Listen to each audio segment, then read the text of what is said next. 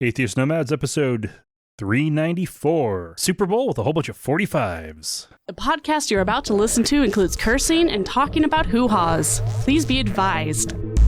You should have done 45, 45, 45. Put. Welcome to another episode of Atheist Nomads. I am Dustin, and joining me is Lauren. At least for a short time. Hope get you started. Yeah. Boy, yeah, we're going to get to the Super Bowl stuff, but before that, it's definitely been a rough start to 2020 part 2. Yeah. Oh, man. Yeah, it's just trying to keep going. Spring is right around the corner. Yep, but we've got a cold front coming into Boise, so should be, last I saw, should be snowing the day this gets released. Hopefully. So finally getting snow for the second time this winter. Yeah. But I saw a ladybug today, so, and crocuses, so there's no turning back now. Climate change. Yep. Yeah, this has just been one of those times that, you know, everybody knows there's the rough parts and then the better parts and the easier parts and then the rougher parts. And yeah, today I would say my anxiety and paranoia kind of started getting the better of me. Back in college, I was diagnosed with mild anxiety and mild paranoia, and generally have done a really good job of keeping those two in check. I have definitely found trying to be skeptical really helps with the keeping the paranoia in check, and when that's not an issue, then it doesn't ramp up the anxiety. But oh man, A fun balancing act. it is, especially in a year like this, which is a year that, you know, I'm still saying it's 2020 part 2 too.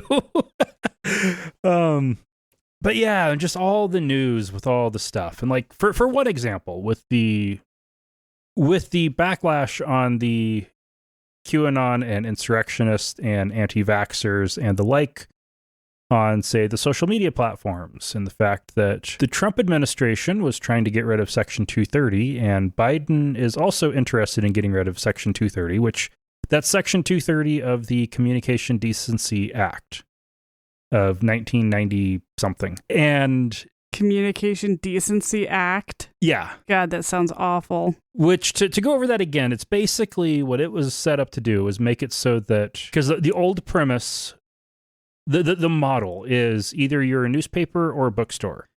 If you're a newspaper, you have editorial control over what's getting published, and that means you have liability for the content in your paper. Right. As the publisher. Bookstores don't do editorial review of all of the books, so they don't have that liability. If a book's there, yeah, they can pull it, but they don't have the liability of being able to be sued for having a book in that bookstore. Right. For what an author says in one of those books. And so there was a whole issue with those early message boards trying to keep on the bookstore side of things so as to not get sued when crazy right-wing assholes post crazy right-wing terrible stuff. Right. And then Congress figured out, oh, wait, that's not good. We need to set up something so that they can actually moderate things to keep the communication decent and not have it go full 8chan, even though 8chan wasn't a thing yet. 4chan, 2chan at that point. If it even was a thing even at that point. I think it was 1996. Yeah, oh yeah, 2chan was Okay, there. yeah. Although it started out with trains. Yeah. Who would have thought that a forum discussing their love of trains would turn into this nightmare? That's the internet. Yeah, that's true. Without moderation. The internet without moderation will always turn into... love their trains. Yeah. It will turn anything beautiful into something as ugly as possible. That's what unfettered anonymity on a message platform does. Now, I would say that Facebook and Twitter have pushed that past that point to where it's not even anonymity. It's just people doing stuff online will be terrible if there's no consequences. Do it for the lulz. But yeah, so if that goes away, so it allows for some moderation without taking on all of the liability. Now, Trump wanted to get rid of that so that he could sue So that Facebook and Twitter would be sued out of existence. Right. Because that's how he functions. And Biden's considering getting rid of those so that they can have much stronger incentive to do a bit more heavy-handed of moderation, because they are clearly, demonstrably, and objectively terrible for society. Yes. Oh, man. Like booze. As he drinks his beer. One of the things that I always think about when I hear stuff like this is, what will that mean for the podcast? And if Section 230 goes away, the hosting provider that has the podcast feed and that you actually download the episodes from is currently protected by Section 230. If that went away, then, especially because it's actually being downloaded from a server with their domain name, that could make it so that they would no longer fall under those kinds of protections and would have to be super duper moderate-y, or more likely just only do podcasts for their pro customers that are paying enough to make it worth getting sued and doing indemnification contracts and whatnot. And the indie podcasters would be out cold. Now, one nice thing for me is, because I am a techie enough person who has actually done self-hosting of the podcast at the beginning, because I didn't trust any companies back in 2012 to host the podcast with, because of the risk of stuff like that happening back then. The risk has gone way down. It might start going back up. But if I got a message from them saying, we're sorry, but your show is too controversial for the legal liability, now that if those protections are going away, I would have everything off of their servers that day. Like, I would be able to get that all moved over in just a couple hours, if even that. Unfortunately, most people can't do that. Yeah, most people can't figure. I mean, obviously, just look at Parler. Yeah. No, most people don't have the capability of doing that. So they'd be done. Yep. You would have the current 1.5 million, I think, podcasts listed in Apple Podcast, of which most of those are like 3 episodes or a pirated feed on Anchor. Most of them are on Anchor because it's free, and most of them are only like 3 episodes. If you actually look at the number of podcasts that have like more than 5 episodes or more than 10 episodes and have actually are still doing stuff, it's like 700 or 800,000. Out of those, if that were to go away, I would guess there'd only be 1,000. Yeah. Maybe. You know who would maybe still be 50,000. Joe Rogan. God, I hate that guy. Or is he finally quit? No, he still number is a Spotify exclusive now. Oh, that's right. So nobody listens to him unless they're. You can soon, very soon, you will only be able to listen to him on Spotify. He got millions and millions and millions of dollars. I think it was like $200 million from Spotify. Nice. For that. So, no, he's fine. I'd sell out. Yeah. They gave me the opportunity. But if they kicked him out, if he couldn't go back to his old host, which is actually the same host that our podcast is going through, then he would just pay somebody the money to set up the same kind of hosting that I would do. Right. It's not that hard, but yeah, it can be, it's a weird time we're in. Yes, it is. All right, in news, for our first one, we actually have a news story for the atheist community. Whoop, whoop. Well, atheist and humanist community. Relevant. Roy Skephart, who has been the executive director of the American Humanist Association for more than 15 years, is stepping down. Wow. His rationale for it is that he has done what he feels he needs to for this. And when looking at the heads of the other major non-theist organizations, they're all white. And he thinks it's time to get a person of color in charge of one of those organizations. That's awesome. So he is stepping down and asking the board to replace him with someone who isn't white. Please, no more white males. We're done with that. The atheist community has a pretty bad rap when it comes to diversity. Mm-hmm. So that takes a lot of, that's really cool. Yeah. For him to do that. And the diversity thing is one of those that I know has been talked about to death numerous times. But it is one of those super complex issues with white people white people and Asians being in the US at least, being the least religious. And the darker your skin is, the more likely you are to be religious and to be devoutly religious. And so just due to the way that has worked out, and the biggest rationale for it is socioeconomics. The poorer somebody is and the more disadvantaged somebody is, the more likely they are to be religious. Right. We have the privilege to be non-religious. And also when you look at like the white town hall is the town hall. The Black or Latino town hall is the church. And if the town hall is the church and you leave the church, then you're leaving the community of people that are part of your cultural group in your geographical area. And that's a lot harder than if you're white. That just doesn't happen. Yeah, that's a lot harder than if you're white and you just see the same people at the bar. It is pretty hilarious watching an atheist couple get married in a Catholic wedding, though. Yeah. So uncomfortable. That was. But it has been a long-standing issue for as long as there have been atheists. Now, there are definitely Black and Latino atheists. Oh, yeah. They have their own organizations because they need to have their own organizations. It's as important as ex-Muslims. That's the great thing about the internet, too, is you can find the generalist communities like the Humanists and stuff. And then you can hopefully find a more niche group. And if you can't Google it, there's going to be somebody out there who agrees with you. Mm-hmm. Or don't Google it, rather, if you're trying to de-Google. DuckDuckGo it? Bing it?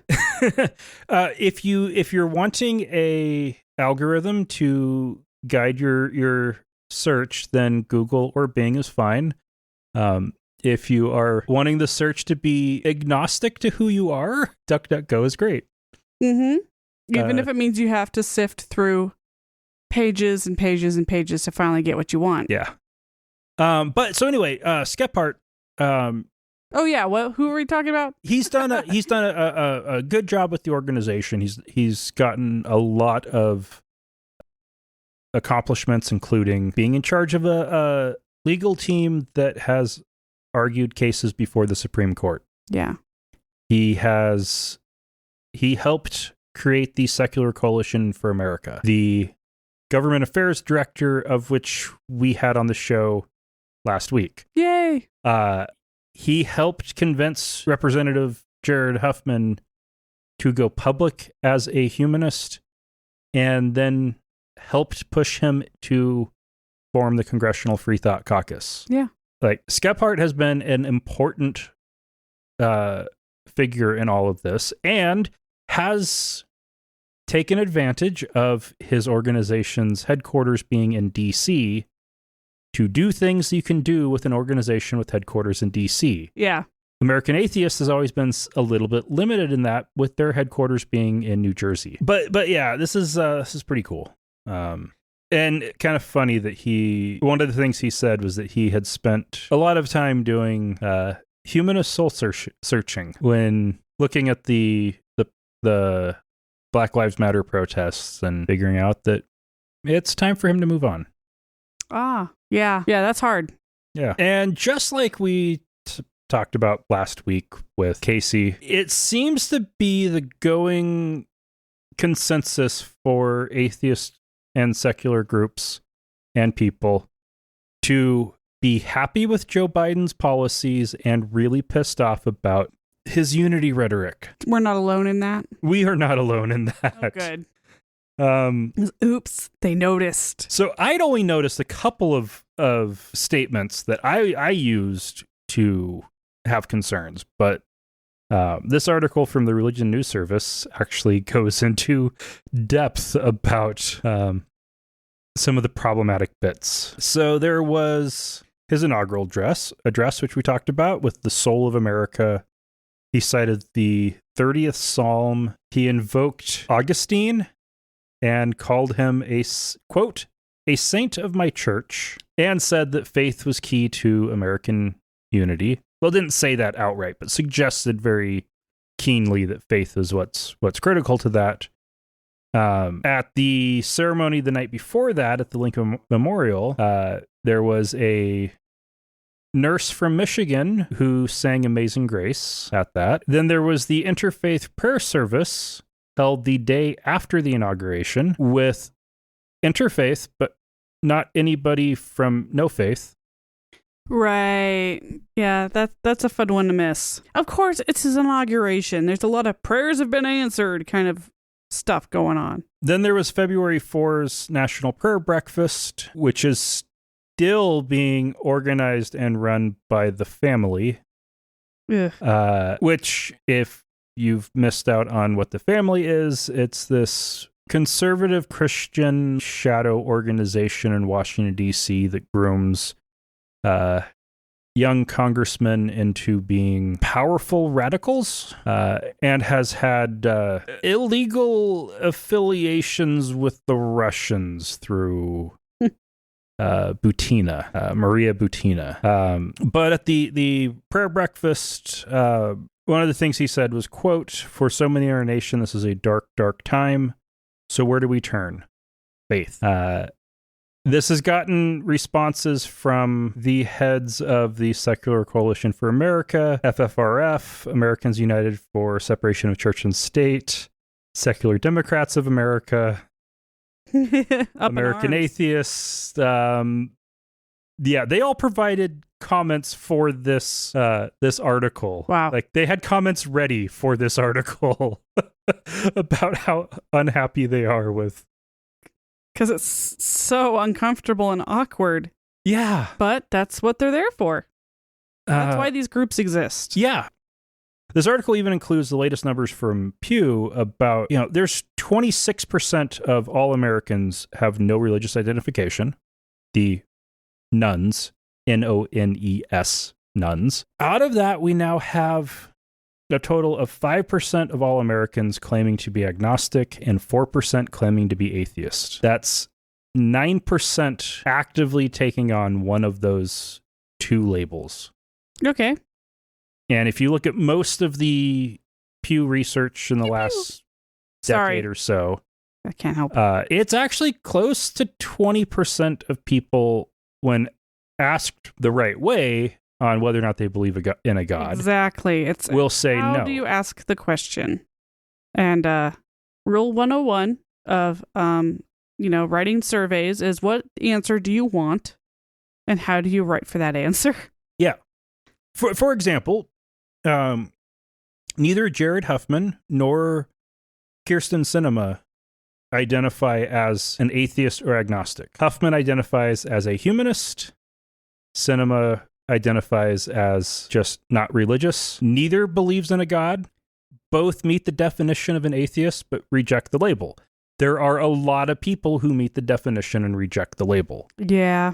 And if this effort to try to bring unity, like, my big fear is that the political calculation is going to be that the less religious a person is, the more likely they are to vote for Democrats. So try to win the people that are in the middle. Right. Who are mostly religious. And that would suck. Yeah. We don't want to mess with that.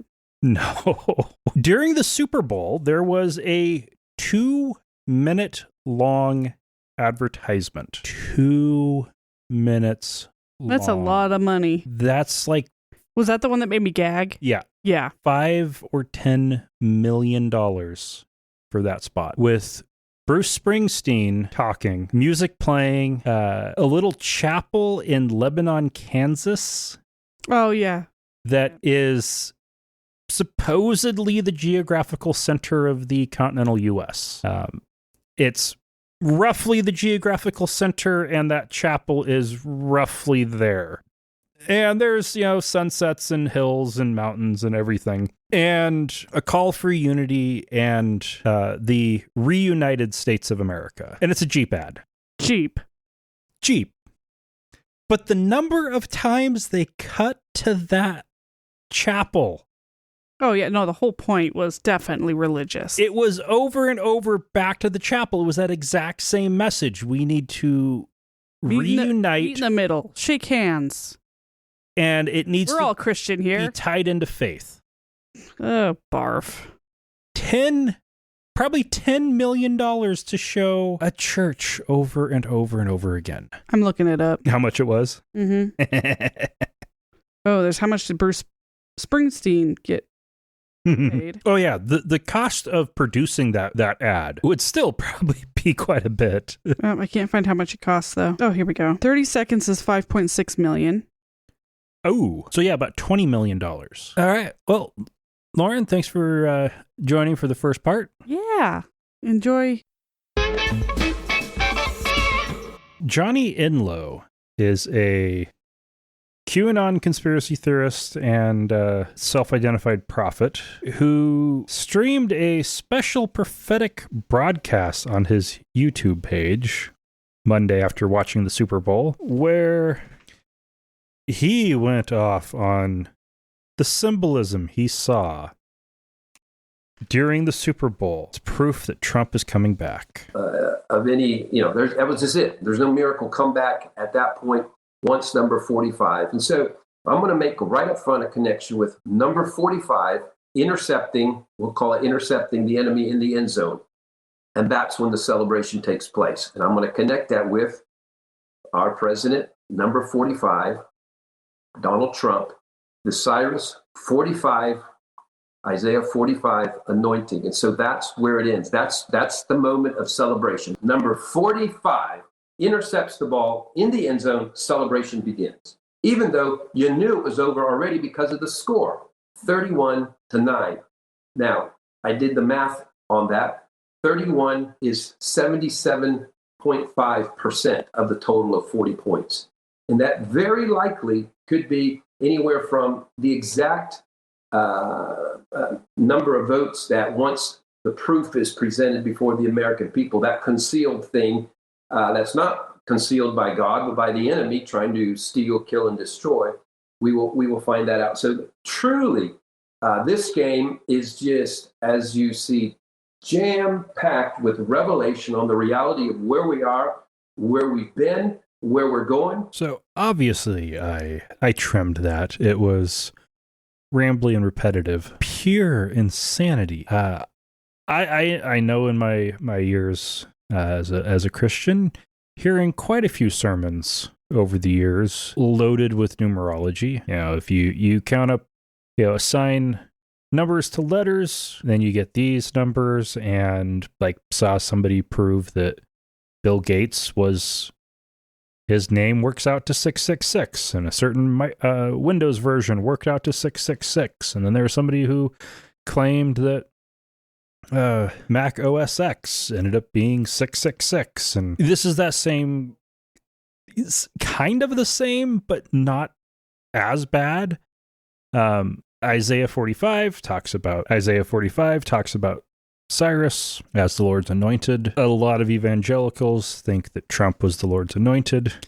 45th president fits with Isaiah 45 because the numbers match up, even though the chapter assignments in the Bible happen in the Middle Ages. And then a player on a football team with that same number on his jersey, well, obviously that's connected. That last minute interception. Well, at this point, the election's been certified. The Electoral College voted. Congress accepted that vote. Even if information was revealed that proved that Trump actually had won 75% of the vote, that wouldn't make a difference. The Electoral College vote is the actual vote for who's president. One of the archaic, horrible things with the U.S. political system is that we do not vote for president.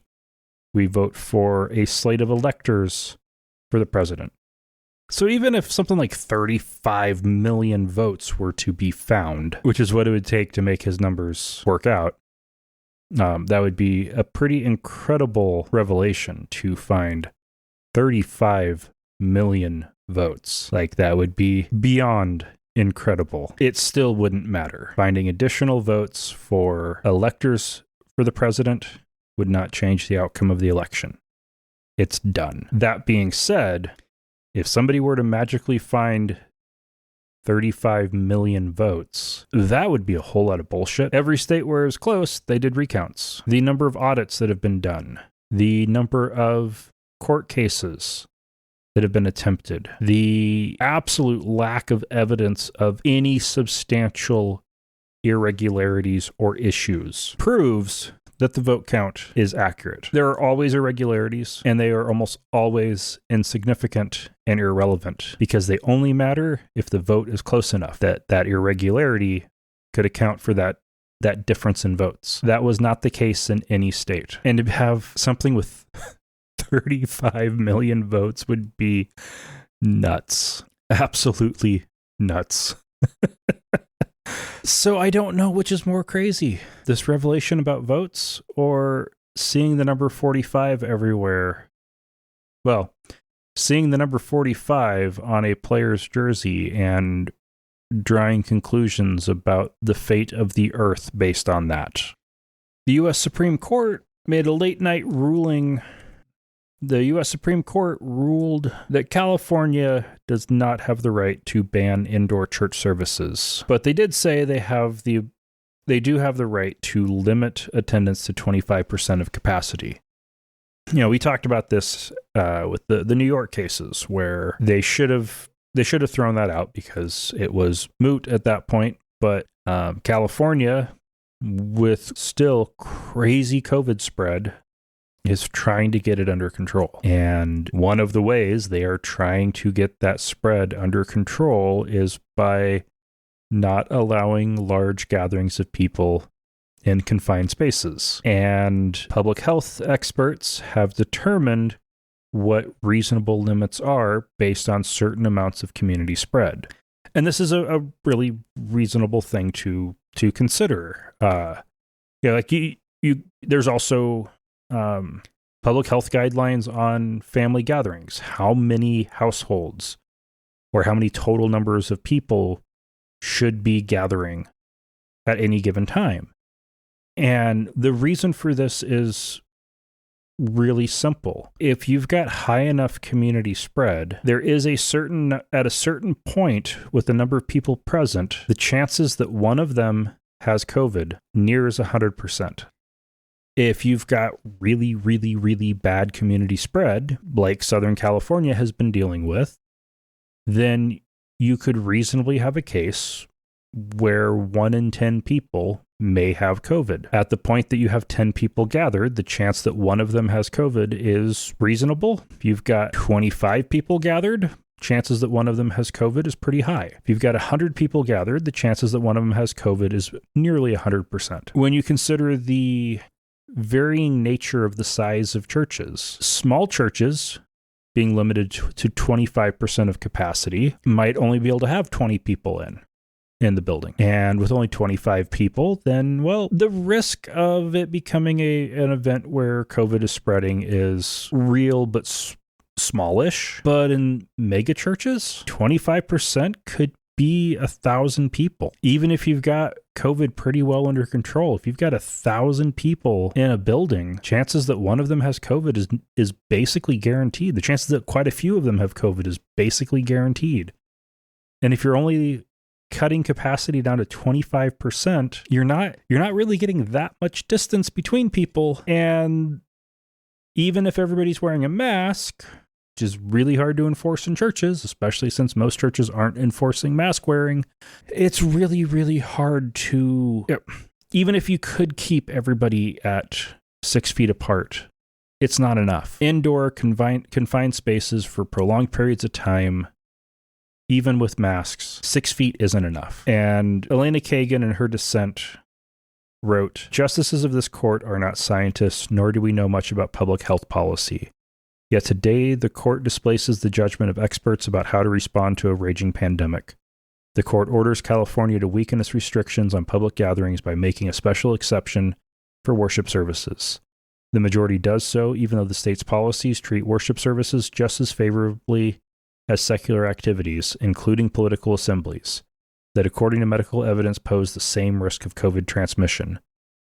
Under the court's injunction, the state must instead treat worship services like secular activities that pose a much lesser danger. The mandate defies our case law, exceeds our judicial role, and risks worsening the pandemic.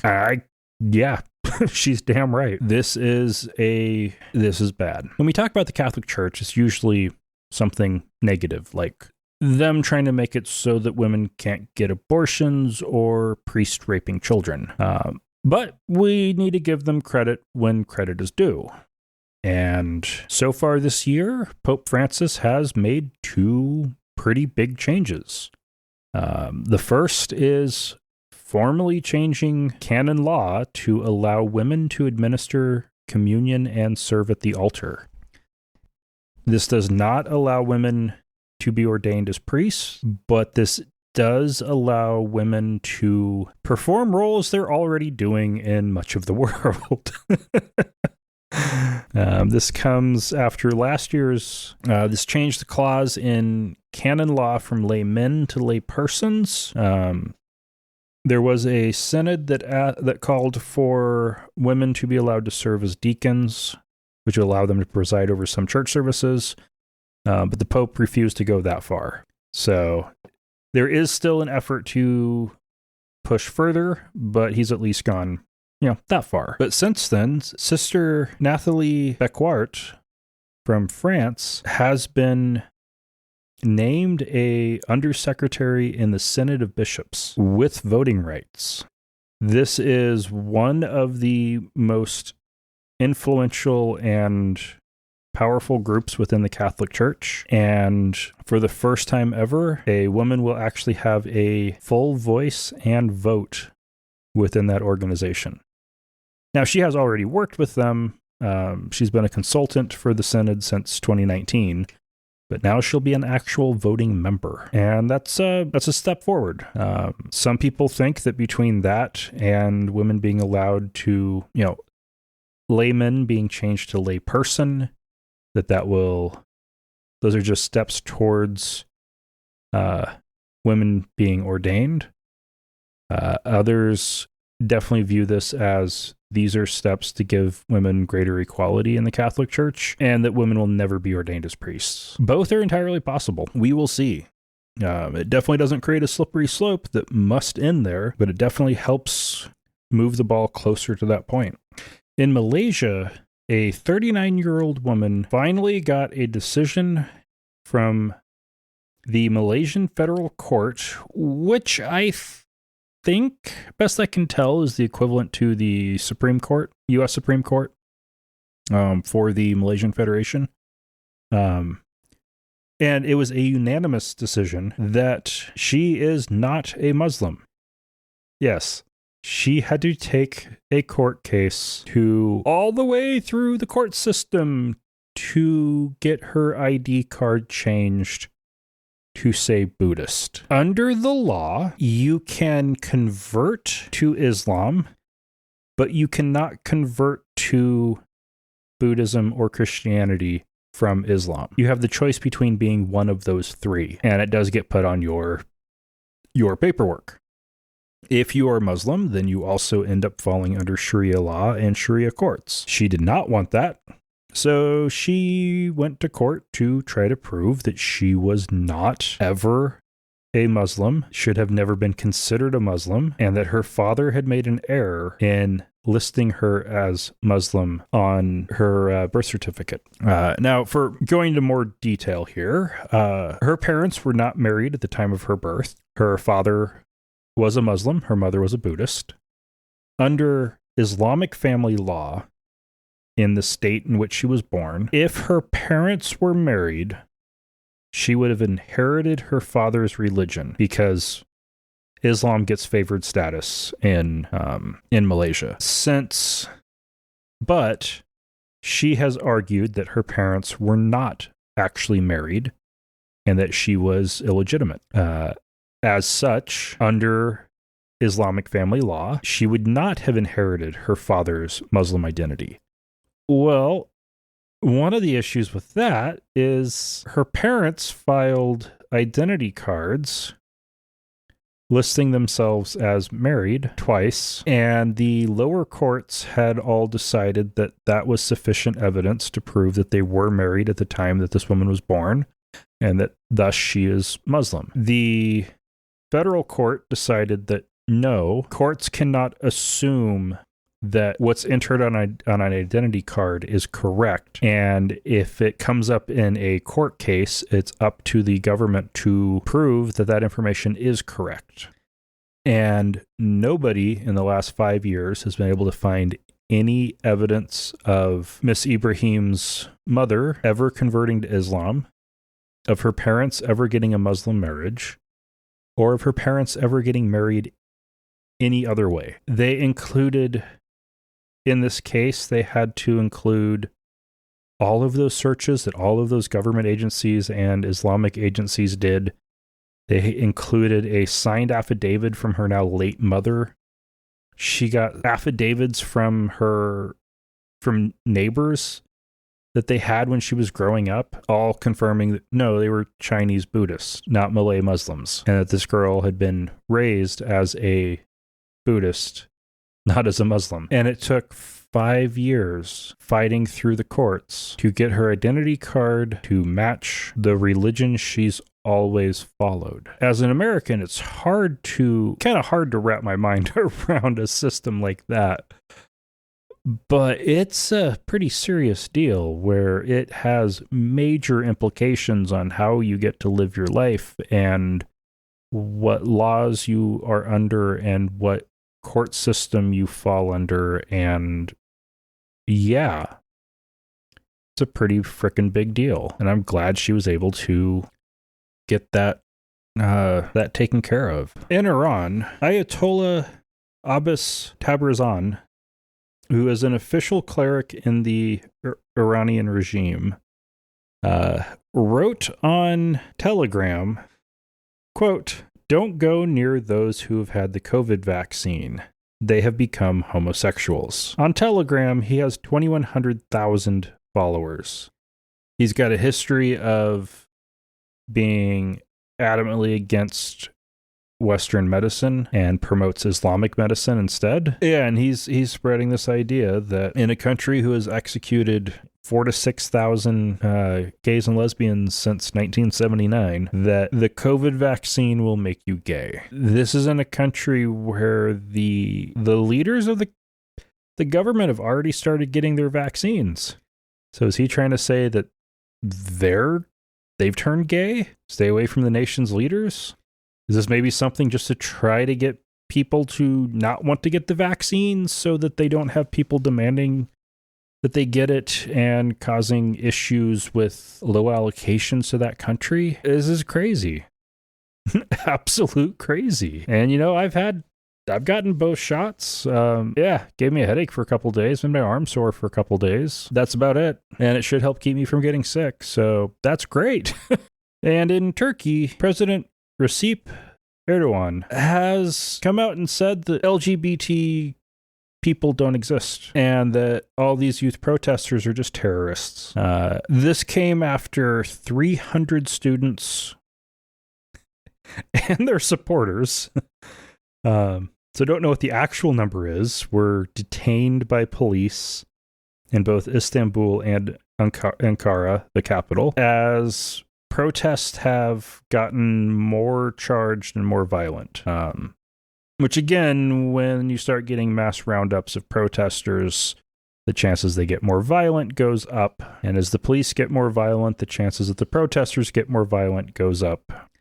And it started from somebody getting in to... And what really erupted all of this was when Erdogan named a party loyalist to be head of Istanbul's most elite university. This caused students to get concerned that this was part of him trying to gain more and more control over all of Turkish life. And in response, some students went up to the rector, the head of the university's office, and put a picture where some buildings were covered in rainbow flags on his door. Erdogan's response was, quote, "Are you students or terrorists who dare to raid a room of the rector?" They put a picture on his door, and the protests are really growing. Well, that's it for news. And in feedback, did get a message on Facebook. Yeah, we're shutting down the page. If there's really only been a couple people who have been using that as the main way of contacting us. I gave her more info on how to get in contact with us, but the easiest ways are the contact form on the website at atheistnomads.com/contact or email at feedback@atheistnomads.com. We do have the Discord server available, and if we get more activity there, that would be awesome. And you can find that with the invitation link to get in at atheistnomads.com/discord. If you want to support the show, you can find out how at atheistnomads.com/donate. And until next week, remember, not all those who wander are lost.